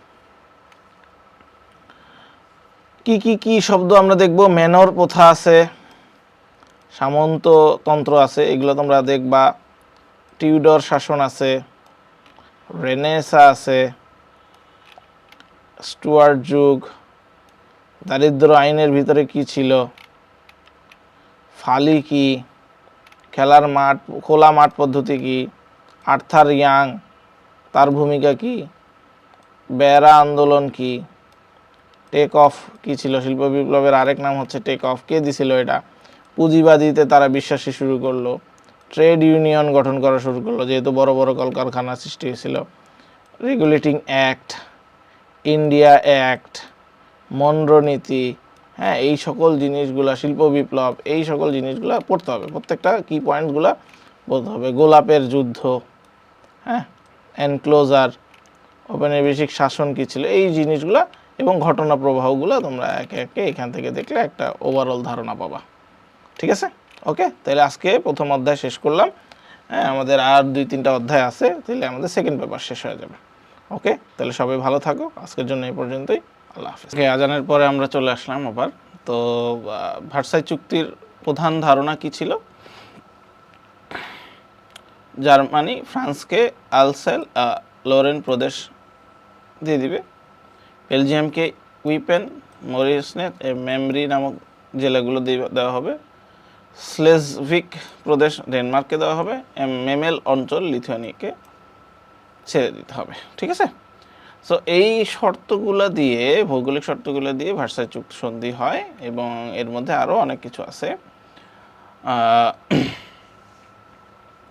পোল্যান্ড স্বাধীনতা স্বীকার করতে বাধ্য হয়, পোল্যান্ডের স্বাধীনতা স্বীকার করতে বাধ্য হয়, স্বাধীন পোল্যান্ড যাতে আছে যুদ্ধের সঙ্গে, সমুদ্রের সঙ্গে যুক্ত হতে পারে, তার জন্য জার্মানির মধ্য দিয়ে একটি করিডোর পোল্যান্ডকে দিতে বাধ্য হয়। ঠিক আছে, অনেক অনেক কিছু, আসলে যুদ্ধের কনসিকুয়েন্সেসগুলো অনেক ভোগ করে জার্মানি, হ্যাঁ যে যার দরুন হচ্ছে পরবর্তীতে দ্বিতীয় বিশ্বযুদ্ধ সংগঠিত হয়। হ্যাঁ জার্মানি আসলে অতিষ্ঠ হয়ে যায় এই সকল জিনিসগুলোতে। ডানজিক সম্মিলিত জাতিপুঞ্জ গ্রহণ করে এবং জাতিপুঞ্জ এই বন্দরে পোল্যান্ডকে ব্যবহার করতে দেয়। জার্মানির পূর্ব সীমান্তে সাইলেশিয়া প্রদেশকে গণভোটের মাধ্যমে 3 ভাগে ভাগ করা হয়। একাংশ জার্মানির সঙ্গে যুক্ত থাকে এবং অপর অংশ চেকোস্লোভাকিয়া এবং তৃতীয় অংশ পোল্যান্ডের সঙ্গে যুক্ত হয়। ঠিক আছে, 2500 বর্গ মাইল পরিমাণ অঞ্চল হারায় জার্মানি ইউরোপে, এবং জার্মানির লোক সংখ্যা 60 লাখ কমে যায়। সামরিক কি শর্ত দেওয়া হয় দেখো, মানে একবারে চাইপা ধরছে আর কি, হারার পরে কিছু করার নেই।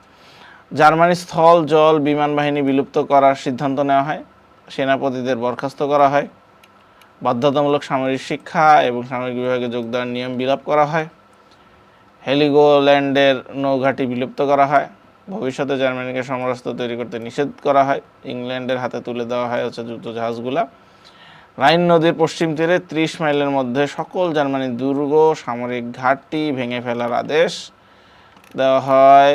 এই হচ্ছে অর্থনৈতিক অবস্থা কি, এক তো ক্ষতিপূরণ তো দিতেই হবে, ঠিক না, যুদ্ধের ক্ষতিপূরণ দিতে হবে। জার্মানিকে যুদ্ধের জন্য অপরাধী সাব্যস্ত করা হয় এবং যুদ্ধের জন্য মিত্রশক্তিকে যে ক্ষতিপূরণ দেওয়া হয় সেই জিনিসগুলো দেখো। ফ্রান্সের কয়লা খনিগুলো ক্ষতি করার জন্য ক্ষতিপূরণ হিসেবে জার্মানি কয়লা সমৃদ্ধ অঞ্চলে সার উপত্যকা 15 বছরের জন্য ফ্রান্সের হাতে ছেড়ে দেওয়া হয়।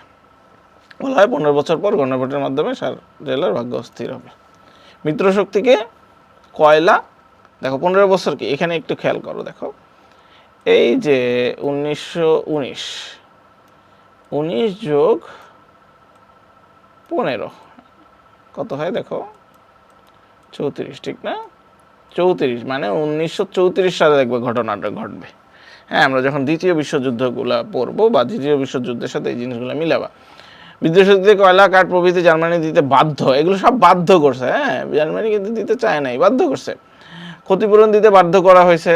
হ্যাঁ, অনেক টাকা ক্ষতিপূরণ, হ্যাঁ মানে কিস্তি অনেক ছিল। হ্যাঁ, জার্মানির বাজারে মিত্রশক্তির সামান্য পণ্য অগ্রাধিকার। উপনিবেশিকের শর্তগুলো কি কি ছিল? জাতিপুঞ্জ গ্রহণ করে উপনিবেশ সম্মিলিতভাবে জাতিপুঞ্জ ব্রিটেন ফ্রান্সকে ম্যান্ডেট হিসেবে শাসন করতে দেয়। জার্মান সম্রাট এবং তার সেনাপতিদের যুদ্ধাপরাধী সাব্যস্ত করে তাদের বিচার ব্যবস্থা করা হয়। আন্তর্জাতিক ক্ষেত্রে শান্তি বজায় রাখার জন্য সম্মিলিত জাতিপুঞ্জ গঠিত হয়, লিগ অব নেশনস গঠিত হয়, শ্রমিক শ্রেণীর কল্যাণের জন্য আন্তর্জাতিক শ্রমিক সংঘ গঠন করা হয়। ভার্সাই চুক্তির কিছু ত্রুটি ছিল, এই ত্রুটিগুলো হচ্ছে পরবর্তীতে গিয়ে বোঝা যায়। এই চুক্তিটা কি একটা আরোপিত চুক্তি, হ্যাঁ মানে চাপায় দেওয়া হয়েছে ওদের প্রতি।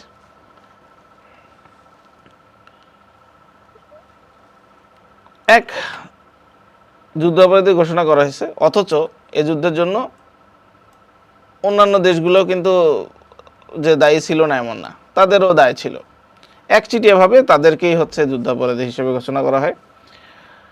ভার্সাই চুক্তি দ্বারা জার্মানির সৈন্যবাহিনী এবং অস্ত্র কমিয়ে ফেলা হয়, এবং অথচ বিজয়ী দেশগুলো তাদের সৈন্যবাহিনী এবং যুদ্ধাস্ত্র অক্ষুণ্ণ রাখে। মিত্রশক্তি তাদের উপনিবেশগুলো অক্ষুণ্ণ রেখে জার্মানি উপনিবেশগুলো কাইরে নিছে। 4, সকল রাষ্ট্রের ক্ষেত্রে জাতীয়তাবাদী নীতি অনুসরণ করা হলেও জার্মানির ক্ষেত্রে তা ভঙ্গ করে দেওয়া হয়। জার্মান অধিবাসীদের ফ্রান্সের, স্লেজভিকের, জার্মানদের ডেনমার্কের, এই জিনিসগুলো এইগুলো হচ্ছে যেগুলো যে দিয়ে দেওয়া হয়েছে সুদেতেনের জেলার জার্মানির অধিবাসীরা চেকোস্লোভাকিয়ার অধীনে রাখার ব্যবস্থা করছে। হ্যাঁ, এভাবে বহু জার্মানকে পিতৃভূমি থেকে বিচ্ছিন্ন করে দেশের সংখ্যালঘুতে পরিণত করা হয়েছে। জার্মানি থেকে অস্ট্রিয়াকে আলাদা রাখা হয়েছে।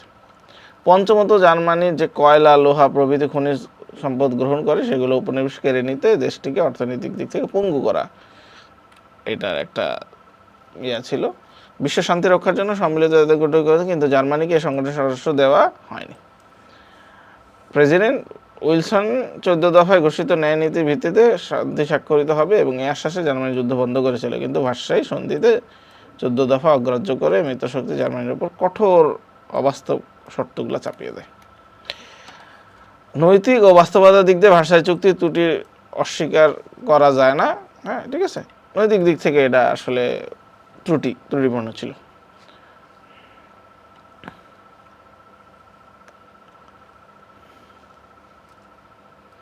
উইড্রো উইলসনের 14 দফা ইউরোপের ইতিহাসে কিন্তু একটা গুরুত্বপূর্ণ বিষয়, ঠিক আছে।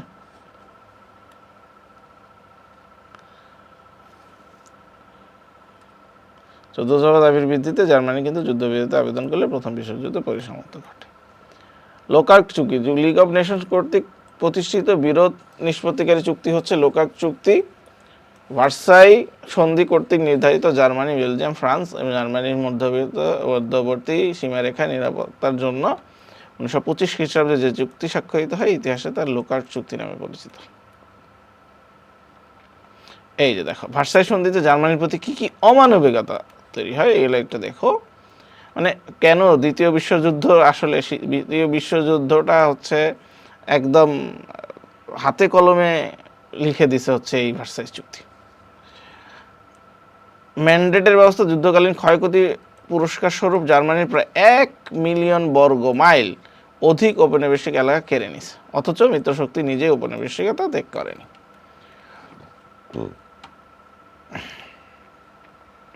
জার্মানি মিত্রশক্তিকে অর্থনৈতিক ক্ষতিপূরণ দিবে এমন শর্ত ছিল না, কিন্তু মিত্রপক্ষ ক্ষতিপূরণ সংগ্রহের নামে একদিকে জার্মানির প্রধান প্রধান খনিজ সম্পদ অঞ্চলগুলো কেড়ে নিচ্ছিল, অন্যদিকে যুদ্ধ বিধ্বস্ত অর্থনৈতিকভাবে পঙ্গু জার্মানিকে নগদ ক্ষতিপূরণ প্রদানে বাধ্য করতেছিল।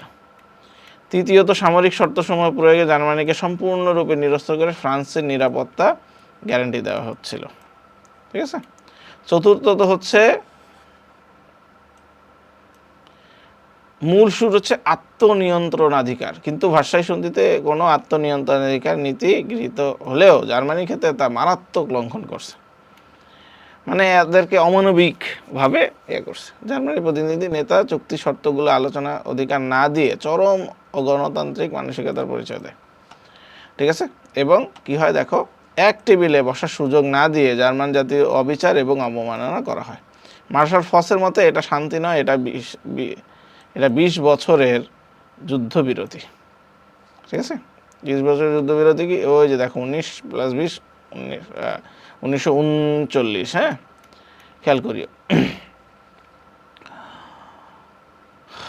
চুক্তি স্বাক্ষর করা হয় এবং তাতে আত্মনিয়ন্ত্রণের দাবি চরমভাবে অবহেলা করা হয়। ওকে।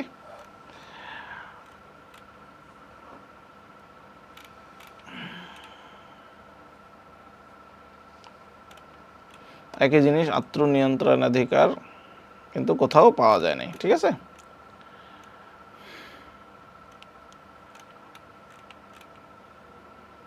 লিগ অফ নেশনসের পটভূমি, এটা তো তোমরা বুঝলাই যে আসলে দেশগুলো যদি হচ্ছে তারা ভাবলো, মিত্রশক্তি এরা ভাবলো যে দেশগুলো যদি হচ্ছে একত্রিত হয়ে না থাকে, দেশগুলো যদি হচ্ছে একে অন্যের ধ্বংসলীলায় হচ্ছে মত্ত হয়ে যায়, দেশগুলোর মধ্যে যদি ইউনিটি না থাকে, হ্যাঁ, তখন কি হবে, তখন দেখা যাবে যে যুদ্ধ বিদ্রোহ লেগেই থাকবে, শান্তি থাকবে না, পৃথিবীতে শান্তি বিরাজ করবে না। এই লক্ষ্যে হচ্ছে লিগ অব নেশন, যা বর্তমানে হচ্ছে আমরা জাতিসংঘ, ইউনাইটেড নেশনস নামে পরিচিত।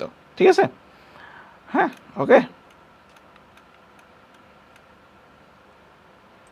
26টি ধারা সন্নিবেশিত ছিল, 4টি সাংগঠনিক সংস্থা বিভাগ নিয়ে এটা গঠিত হয়েছিল।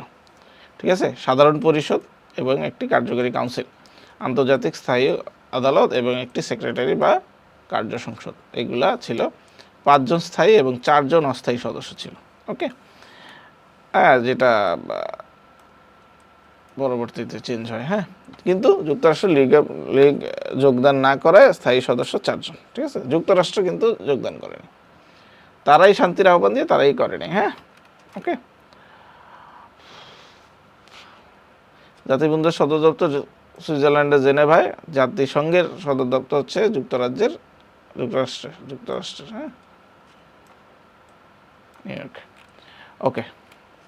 উদ্দেশ্য কি ছিল? স্বাধীনতা ও ভৌগোলিক অখণ্ডতা রক্ষা করা, যৌথ নিরাপত্তা নীতি, বিরোধ নিষ্পত্তি, আন্তর্জাতিক আদালত গঠন প্রক্রিয়া, কাউন্সিল সকল সদস্য সম্মতিক্রমে রাজনৈতিক বিরোধিতা সমাধান করা, বা যুদ্ধ ছাড়াই যাতে তারা সমাধান করতে পারে, এবং হচ্ছে এই অর্থনৈতিক অবরোধ ঘোষণা করতে বাধ্য করা। হ্যাঁ, এই জিনিসগুলো ছিল তাদের। আসলে এই 26টা ধারার মধ্যে এইখানে কয়েকটা ধারা এখানে উল্লেখ করা হয়েছে। আন্তর্জাতিক শান্তি রক্ষাতে জাতিপুঞ্জের কার্যাবলী কী কী ছিল? এই কার্যাবলীতে তারা একদম সম্পূর্ণভাবে ব্যর্থ, যার কারণে কিন্তু দ্বিতীয় বিশ্বযুদ্ধ সংঘটিত হয়েছিল। হ্যাঁ, ওকে। এই বিশাল প্রেক্ষাপট,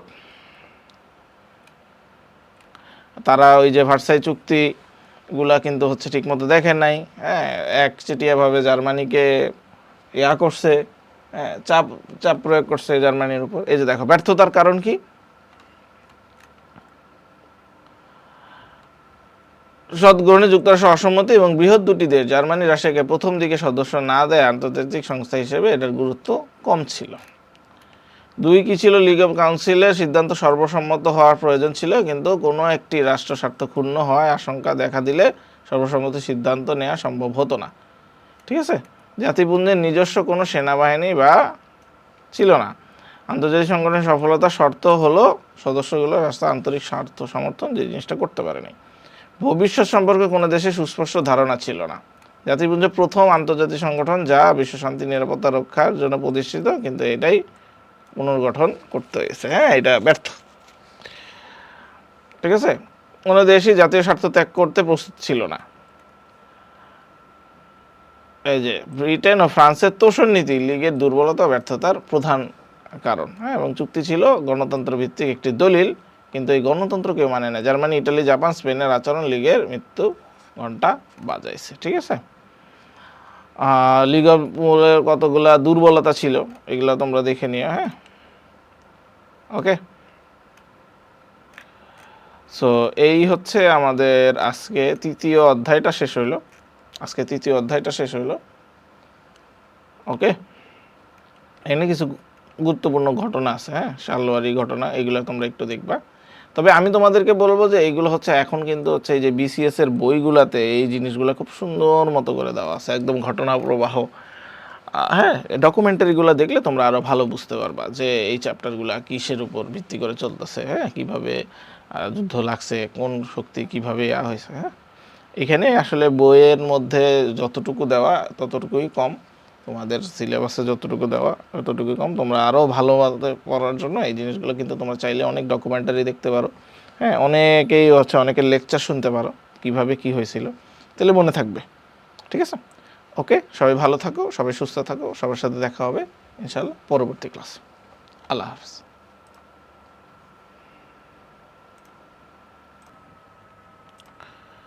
তো আমরা দেখব এখন যে জার্মানির পরাজয়ের কারণ কি।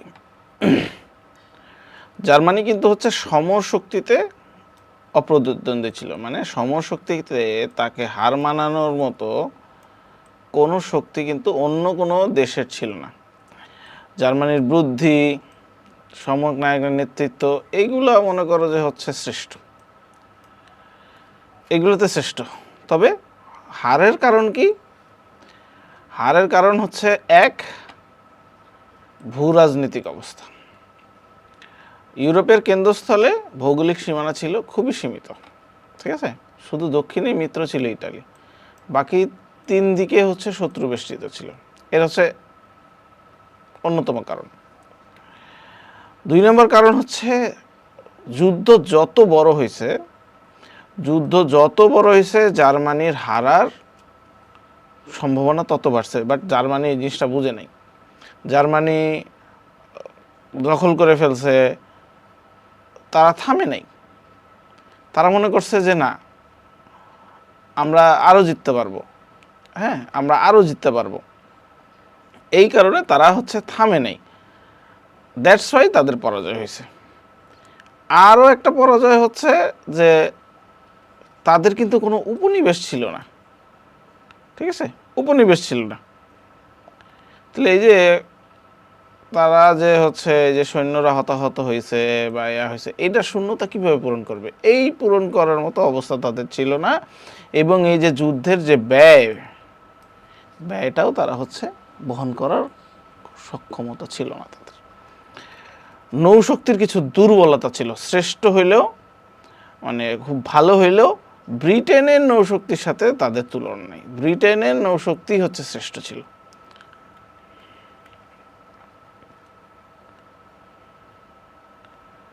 তাহলে প্রথম বিশ্বযুদ্ধে একাধিক কিন্তু রণাঙ্গন হয়েছে। ঠিক আছে, একাধিক যুদ্ধক্ষেত্র হয়েছে। এর মধ্যে হচ্ছে রাশিয়া এবং পশ্চিম তীরে ইঙ্গো ফ্রাঙ্কো বাহিনীর মোকাবেলা।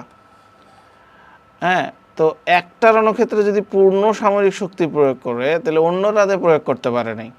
বা কোনোটাতেই তারা পূর্ণ সামরিক শক্তি প্রয়োগ করতে পারেনি। দ্যাটস ওয়াই তারা হচ্ছে এই ছোট ছোট ব্যাটেলগুলা তারা হারিয়ে গেছে। 1917 সালে বলশেভিক বিপ্লবের পর রাশিয়া যুদ্ধ ত্যাগ করলে জার্মানির জয়ের সম্ভাবনা তৈরি হয়, কিন্তু মার্কিনরা নিরপেক্ষ না থাকার কারণে মার্কিন যুক্তরাষ্ট্র আমেরিকা যুদ্ধ ঘোষণা করার পরে তারা আর টিকতে পারেনি।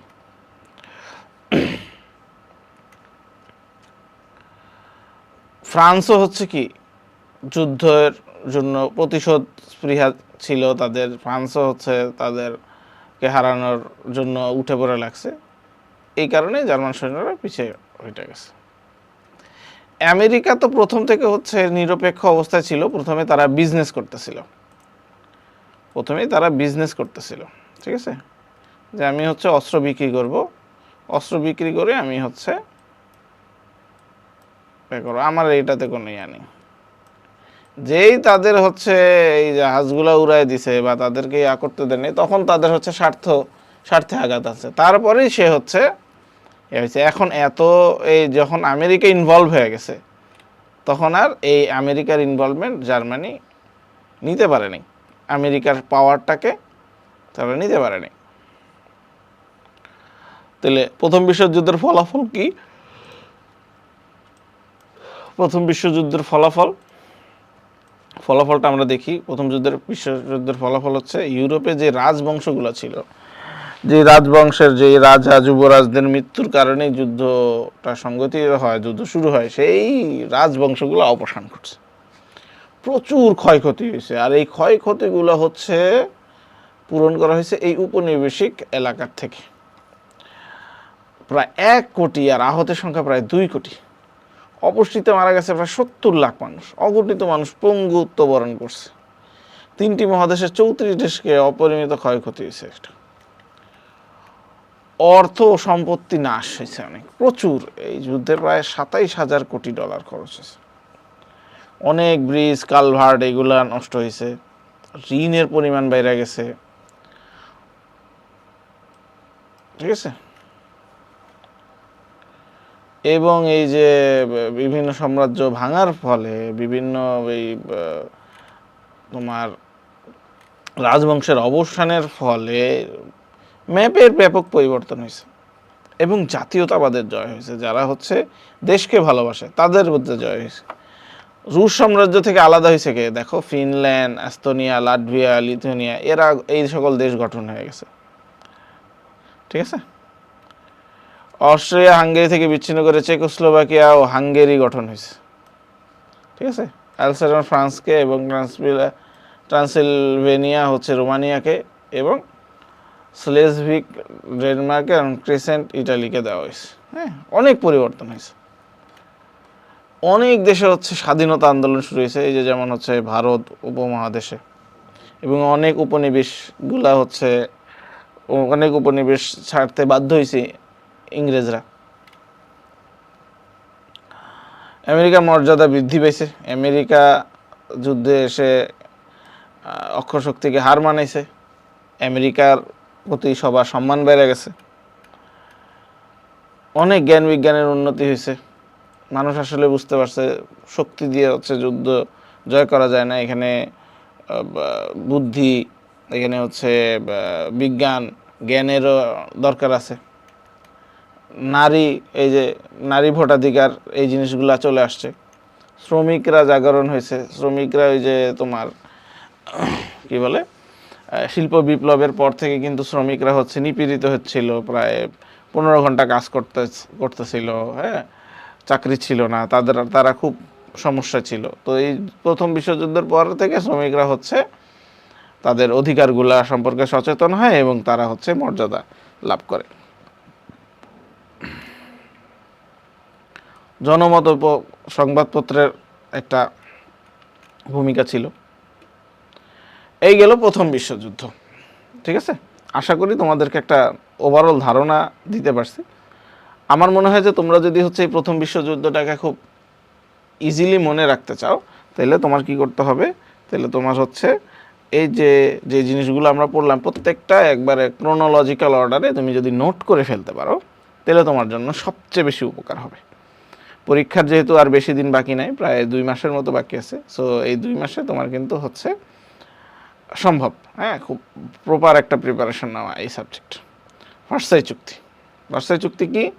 1919 খ্রিস্টাব্দের 18 জানুয়ারি ফ্রান্সের রাজধানী প্যারিসে এক সম্মেলনে মিলিত হয়। কারা কারা মিলিত হয়েছে? মিত্র শক্তি, পরাজিত জার্মানি এবং তার মিত্র দেশগুলোর সঙ্গে শান্তি চুক্তি সম্পাদনের জন্য এরা আন্তর্জাতিক সম্মেলন রাখে। এই শান্তি সম্মেলনে বিশ্বের 32টি দেশের প্রতিনিধি যোগ দেয়। যেসব দেশ সম্মেলনের প্রতিনিধি পাঠায় তাদের মধ্যে সবচেয়ে উল্লেখযোগ্য ছিল ইংল্যান্ড, ফ্রান্স, ইটালি, জাপান, যুক্তরাষ্ট্র। শান্তি বৈঠকের প্রধান সিদ্ধান্ত নেওয়ার দায়িত্ব 3 প্রধানের উপর। একটা হচ্ছে ফ্রান্সের পররাষ্ট্রমন্ত্রী, ইংল্যান্ডের প্রধানমন্ত্রী এবং মার্কিন প্রেসিডেন্ট উইড্রো উইলসনের।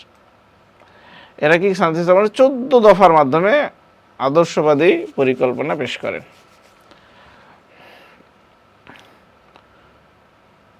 যেই পরিকল্পনা পেশ করেন তা মানতে রাজি ছিল না কে? অন্যান্য মিত্র শক্তিগুলো। ফলে প্রেসিডেন্ট উইলসন অনেক ক্ষেত্রে আপোষ করতে বাধ্য হন। ফলে শান্তি চুক্তিতে সরাসরি পরিবর্তে প্রতিশোধ নেওয়া এবং সংকীর্ণ রাজনীতি রক্ষার প্রাধান্য পায়। ঠিক আছে, প্রেক্ষাপট কি ছিল? এই যে ফ্রান্স, ব্রিটেন, ইটালি, যুক্তরাষ্ট্র 4 শক্তি ভিন্ন ভিন্ন উদ্দেশ্যে সন্ধির প্রেক্ষাপট তৈরি করে। ফ্রান্সের কি উদ্দেশ্য ছিল? ফ্রান্স, জার্মানি এরা কিন্তু হচ্ছে অনেক আগের থেকে হচ্ছে তারা শত্রু। ফ্রাঙ্কো প্রুশিয়ান যুদ্ধে পরাজিত ফ্রান্সের সুযোগের অপেক্ষা ছিল। হ্যাঁ, তো জার্মানিকে ভৌগোলিক এবং অর্থনৈতিক দিক থেকে পঙ্গু করে দেওয়া হচ্ছে তাদের উদ্দেশ্য ছিল।